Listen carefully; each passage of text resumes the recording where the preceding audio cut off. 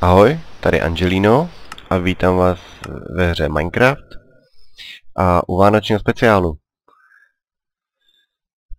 Postavil jsem si pro vás takový malej blikací vánoční stromeček, tak trošku, no, neříkám, že je úplně nádherný, ale proč natáčím tohle video?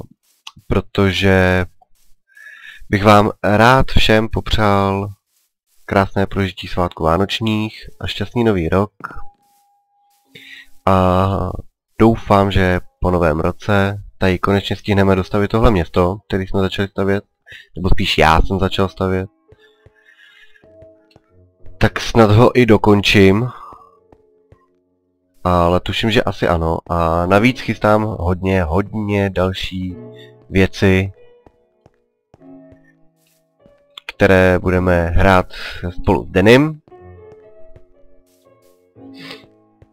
A hlavně i nějaké jiné věci a překvapení, i takové jakoby na Silvestra, jako silvestrovský malý vydání. Takže nezapomeňte se dívat, určitě dejte like, dejte odběr, budu za to strašně moc rád. A já se s vámi pro dnešek teda loučím a ahoj, zase někdy.